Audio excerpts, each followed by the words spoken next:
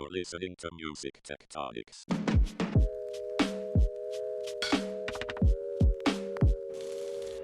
Welcome back to Music Tectonics, where we go beneath the surface of music and tech. I'm your host, Dmitri Vietze. I'm also the founder and CEO of Rock, Paper, Scissors, the PR firm that specializes in music innovation, music tech, music gear, and music more. And we find out more when we come to NAMM in Anaheim, California, the annual mecca of musical instrument and gear stuff. And I've got a debut for you here at Music Tectonics. It's our new business manager, Travis Feaster. What's up, Travis? Hey, man, how's it going? Thanks for bringing me to NAMM. Yeah. It's been a while. That's right. Travis just has joined Rock, Paper, Scissors back in January and is helping us have conversations with all kinds of innovation companies. But the interesting thing is, Travis, you've got a background in music gear and as a former artist. Why don't you tell our fine listeners a little bit about your backstory? Okay, so I was an artist. I was fortunate enough to get to see a good part of Europe and Asia and had a song that did pretty well. And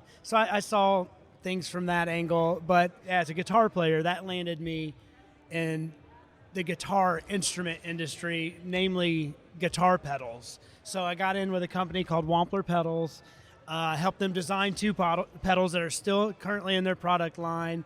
Then I went to its parent company, Boutique Amps Distribution. So any guitar players listening might be familiar with brands like Soldano and Friedman and Tone King and Synergy.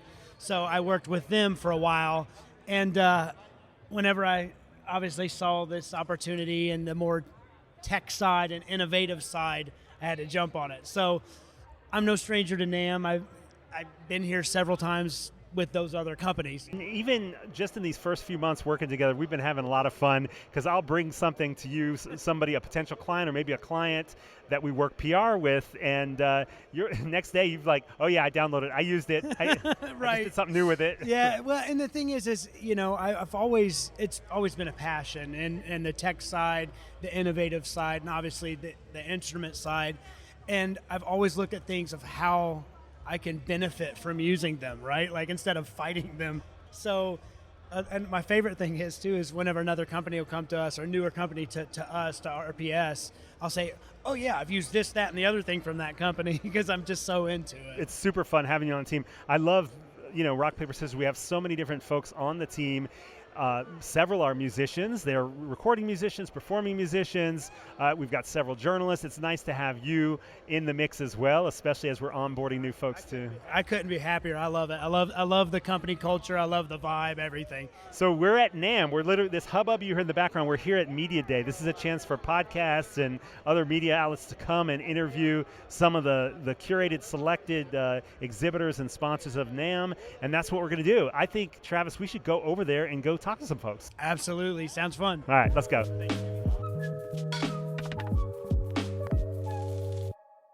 All right, Christian Scheuer, founder and CEO of Soundflow. So what's Soundflow for someone who's never heard of it before? Soundflow is a macro platform for Pro Tools and other DAWs, Isotope, etc. So what does that mean? I started out as a sound designer myself, and I got constantly annoyed with having to click on 25 small buttons in a complex interface if I wanted to do a single thing. Soundflow is the solution to that. It's a way to try to keep you being creative instead of being distracted by all this technology. So at its simplest, it's a way to get hands-on control on something that you could previously only do with a mouse. Every time you have to do something with a mouse, it requires your attention, your visual attention. But if you can move that out to hardware keyboards like the Stream Decks that we have here, even to iPads, like something that makes it feel like part of your body, like playing an instrument. That's how I want music production to be. It shouldn't be this technical thing that only very technical people can do. So we try to democratize it, make it more intuitive, make it fun. And I have to say, like, we just added our Isotope RX integration now. And Isotope has 30, 40 modules, and I forget what they're all doing. But now that we can display all those icons on a Stream Deck or an iPad, it becomes actually fun to process because you just click the button with a beautiful icon, opens up the module, you click another button to process. And so it's all about that fluidity and making it fun and appealing. And modern DAWs can do a million things, but sometimes what you need is to limit yourself so that you can focus on the idea. Christian, just let me make sure I've got this right, because our audio listeners can't see what's here on your display. You've got several Stream Deck devices. Stream Decks I've seen used by a lot of people on Twitch, YouTube Live, things like that. So they can, it's almost like macros they use, little shortcuts they use. They can program those little buttons to do different things quickly. They can shout out to their Twitter followers, or they can make an emoji pop up or whatever. So what Soundflow is doing is creating almost like a little operating system underneath the Stream Deck that's specifically optimized for music workflow, and you use it in conjunction with DAWs and other plugins and things. That's a very accurate description. I'm glad you got that. Yeah. So to anybody who doesn't know what a Stream Deck is, these sort of virtual keyboards. It's hardware keyboards, but between or underneath each button, there is an LCD screen that displays what that button will do. And the true power of that is that it can switch based on what you're doing. And Soundflow utilizes that to show what's going on in Pro Tools, for example. Do you have this track muted or not? From the new Stream Deck Plus that we just added support for, it also has 4 knobs. So you can now start using that to actually do automation in Pro Tools. So if you're traveling or you don't own a fader, you can actually use the Stream Deck Plus to do that. Andrew Sheps, who's a partner of ours and standing next to us here, he's developed entire apps within Soundflow. So, not just firing a simple macro like you would do in a Stream Deck with the Stream Deck software, but actually entire integrated workflows. His most famous app is Bounce Factory. So when you're done mixing a record, maybe you have to do a couple of different bounces of each song. If you do an Atmos mix, it might be a lot of different bounces. You may need to do one that solos the vocal, one that mutes the vocal, one that solos all the drums, and so on and so forth. And if you have to do that by hand for an entire record, you're probably going to make a mistake, or you're going to spend 2 days doing it and get really frustrated. With Andrew's app that's built on our platform, you can just create snapshots of everything. It'll take you maybe 10 minutes to set everything up. Your entire record, all the different versions, all the different songs, and you just hit bounce. And then now you get a text message after each bounce it's done, and you can just go, have fun, drink a beer, and relax, and next morning it's ready. So if you compare it to, for example, the Stream Deck software, that's very focused on these simple tasks. But with Soundflow, we try to revolutionize how you interact with your computer and really make it more intuitive. And it also, I see you've got some iPads there too, so it also, you could not have Stream Decks and use a touch interface like an iPad. Yeah, exactly. So we don't want to limit people to using just one specific piece of hardware. And on the other hand, not just control Pro Tools, but also other software, like Isotope that we just added. But yeah, so you can use any iPhone or Android phone, any iOS or Android tablet, and anything you've built for the Stream Deck or vice versa it'll just automatically work on both devices. And on our App Store, you'll find more than 500 packages made by the community that are free to download that include all of this pre-built. So you can find stuff for Dolby Atmos, for Pro Tools, for Isotope, for Finder, for Zoom, all these different Mac apps. So yeah, it's a pretty big platform now, and we're very fond of our community of people just helping each other out every day by removing all these obstacles. Have you been to NAMM before? This is my second NAMM, but it's the first with our company, so it's pretty exciting to be back after COVID, and it's fun to meet all of our customers here, and hopefully some new ones as well. Great, thanks, Christian.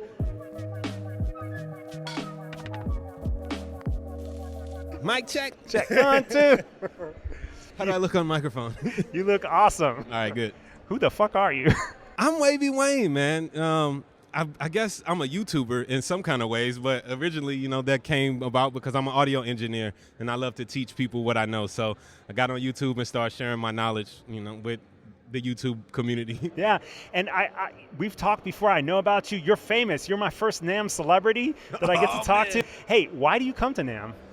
I come to NAMM to, for one, network, to meet everybody who's in our industry, to be around that environment, that energy, to see what's coming out next, to see what's the next hottest thing, and then to also to bring that information to my audience. How many NAMMs have you been to? Have you been to a bunch of them? This is my third NAMM. Okay, cool. Can you remember, do you have specific memories from past NAMMs of things you've discovered or interactions you've had that's had a positive influence? I think one of the best things really is the networking experiences. So like you just get to meet people face to face. I talk to a lot of people on email all the time or even Zoom like we've done before, but having that actual face-to-face sit-down is so much different.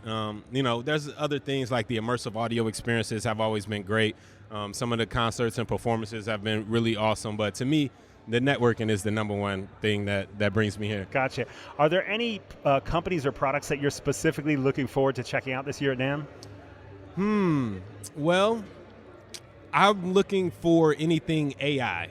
Oh, really? Yeah. So 2 big things that's on my list is AI, whatever AI is bringing to the music industry, and then also USB microphones. Oh, wow. I'm starting to have like a love for USB microphones because I just want to find ways to simplify the process, take stuff out of the picture. So ditch the interface and just go straight into the computer or the phone. Exactly. Yeah. Straight in. So that's what I'm really interested in, is seeing the new technology and seeing how good those things are getting. Oh, okay, so you're a producer. We're talking about AI. There's like a bunch of different types of AI involved with music. Some of them are supposed to make music. So like if you're not a producer, if you're not an avid guy like you that's like done all the heavy duty training and learning and lots of 10,000 hours of practice and all that kind of stuff, can start to, in fact, we just had somebody on the podcast recently that from Boomy, where you just go in and you put in genres and you put in different like probably parameters, like emotions and stuff. A little bit of emotion, but then you can do a little bit of like producing in the sense like you can move blocks without having to actually look at the waveforms and things like that. Right. So there's that kind of AI, but then there's lots of, obviously, people have been using AI tools inside a lot of DAWs and plugins and things like that too, which are more like helpful. Like it doesn't feel like the AI is creating the music; it's helping you a little bit. Which AI are you looking for? I'm looking for AI that's going to replace mixing engineers. Okay. And as a mixing engineer, I know you probably wouldn't hear me say that, but I think that technology is coming. And I'm always looking for ways to embrace what's next. So, I don't want to fight against it. I want to really make music creation accessible for everybody. So like if the AI is going to help my wife to record her own song and mix it and not but Wavy Wayne, me, you're a professional producer. Like you're going to be out of a job, Wavy Wayne. No, I mean I'll find another way. I got into teaching and instructing because I used to work in big, large format studios, and once I saw people were doing it in their home studios, I thought, all right, let me teach you that. But I think there's still going to be a lot of need for the human element, even with AI around. So I'm just excited about how much more efficient it's going to make everyone with their creation. Awesome. Wavy Wayne, thank you so much for taking time. You got to go back and interview folks for your YouTube channel, but thanks for taking a few minutes for Music Tectonics. Right on, thanks. Man, I'm having so much fun, but we do have to take a quick break back to the Music Tectonics studio for a message from Shaylee. Shaylee here. Are you ready for the Music Tectonics Conference ticket drop? A limited number of super early bird badges go on sale April 24th, 2023. We're organizing 3 amazing days in Santa Monica, California, October 24th to 26th. Your badge gets you into high-energy panels, insightful keynotes, a startup pitch competition, innovative exhibitors, networking, and more. Don't miss out on the best price for the best music tech event of the year. Sign up to get notified when super early bird badges go live at musictectonics.com/conference. Now back to the show. Hi, this is Patrick Flores. I work for a company called Eventide. We make really sick guitar pedals, plugins, studio equipment, really anything to make you sound good and inspired. Awesome. So for someone who's never seen Eventide before, tell us more about maybe 1 or 2 of the products that you guys are showing off this year. Sure. So I'll tell you about this one product we're showing off. It's called the H90. It's our new flagship effects processor. Basically, I call it an inspiration machine because you can go through all the different effects on it and just take your sound from very basic clean to something otherworldly, or you can take it from just basic clean to something that's like a basic reverb, something anywhere to go from the extremes. How is it possible to do that much stuff with one pedal? We have really smart engineers at Eventide, and I just play around with sounds. But for the user, how is it able to do so much? What do they have to do with the interface? It's very easy. So the H9T has like a front panel interface. You can like search for whichever effect you want. You can select between like pitch shifters, reverbs, delays, distortions, etc. And then you can combine two of them in parallel or in series to kind of get this like plethora of like options. So you can go from like a delay to a reverb, which is a pretty basic sound, or you can go from like a polyphonic pitch shifter to a chorus, which is something that's a bit more out there. Have you had any unexpected uses of it? Yeah, there's this one setting on it called Knife Drop, which I use as like there's an algorithm called Hot Sauce, which is like a synth algorithm, and I put a distortion after it to get that gnarly bass drop that I didn't think was going to happen. And then there's another one where you can control the delay time with an expression pedal to make it sound like a DJ scratch. Sounds like you are having fun with this. Have you been to NAMM before? Yes, this has got to be like my 6th or 7th NAMM, yeah. What do you like about NAMM? All the gear, all the famous rock stars I get to geek out about, and yeah, dude, all the cool stuff. So what else are you going to come when you are walking the floor later on? What are you going to go check out? What are the innovative things that you really want to see? Oh, I really want to check out the Neural DSP booth, see what they're up to. I'm a big Reverend Guitars guy, so shout out to those guys. I'm going to check out all the new guitars and all the cool finishes. I'm going to basically walk around and check out all the stuff I can't buy and then try to figure out a way where I can buy them. Is it possible that we could mic up a little demo and you could show us what this thing does? Totally, yeah, totally. All right, so I want to show you a really cool program here called Awaken, which is our polyphony algorithm with tricera. Polyphony is our new polyphonic pitch shifter, so you can take your chord from something like this, nice, beautiful 7 chord, and then harmonize that polyphonically so you can get down a 4th, up a 5th on the full chord. And now you get something more inspiring. Something neo-soul-y. So that's an example of something that can really transform your sound, but we can even go somewhere cooler where we can take something like this, a delay going into a reverb, pretty basic, but really cool.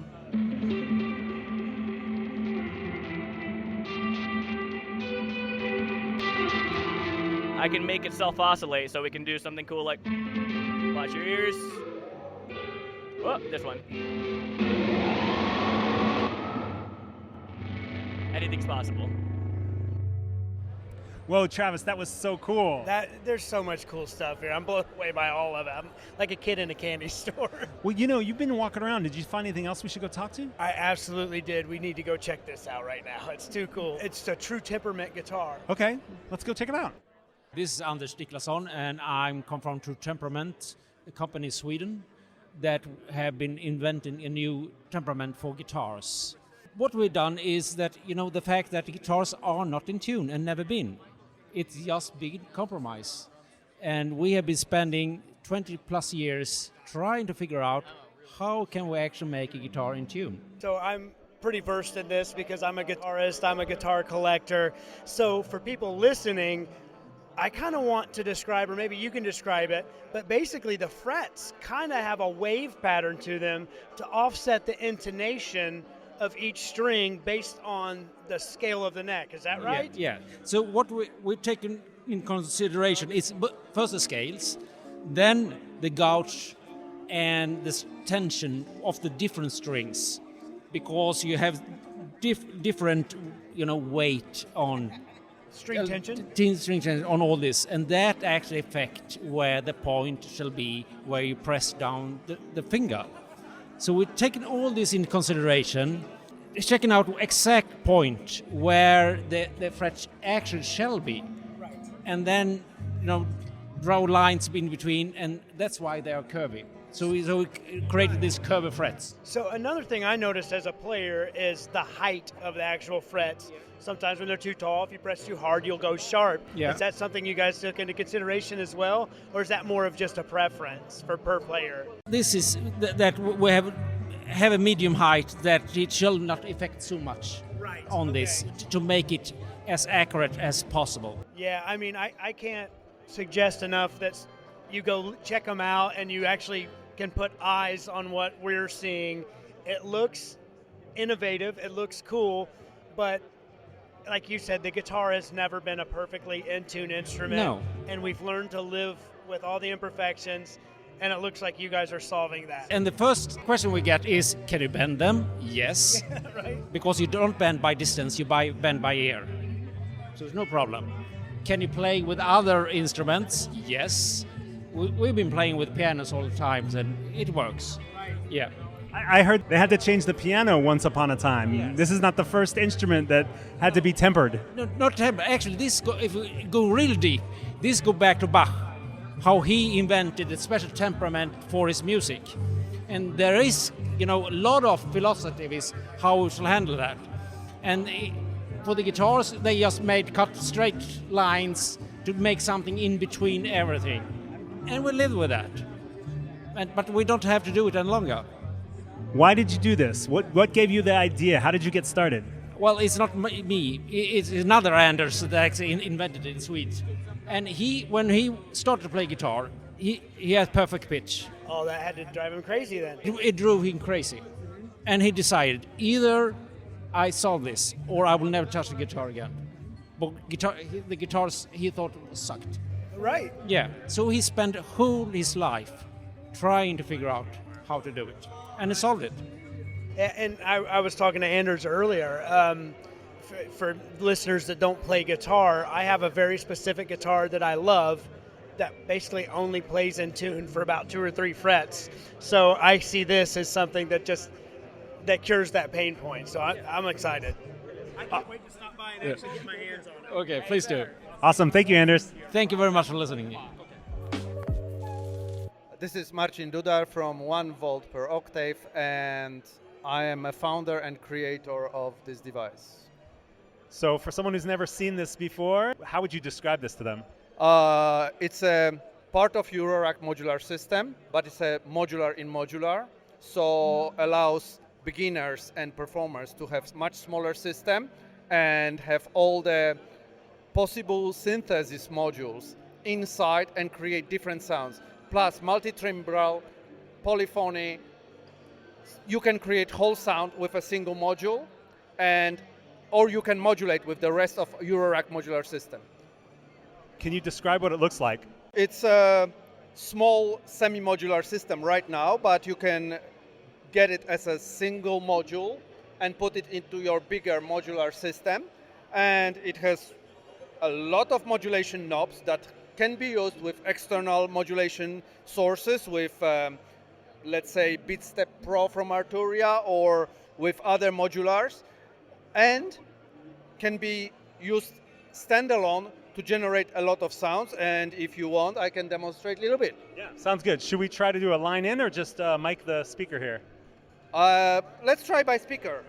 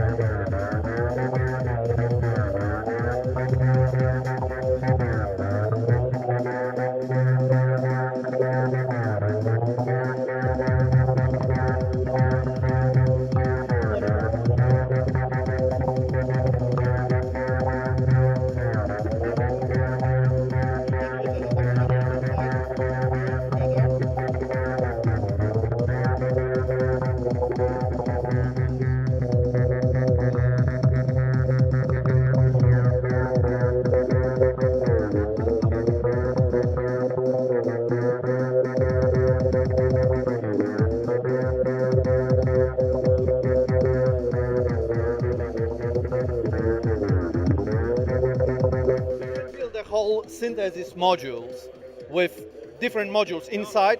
You just add them, you join them by modulation, and you create a bigger sound. So is this your first time at NAMM? Yeah, it's the first time because I just launched it 2 years on a Kickstarter, and it was very successful, and it goes quite well for me. It's a hobby project still. I still have day job, but I love NAMM and I love being here and showing my stuff to others, artists. What was the reaction at the Kickstarter? Very positive. Over 200 units went, so it's for something in a modular synthesis, it's a very, very good result. So yeah, and since then, over 700 units, and people are very happy with that.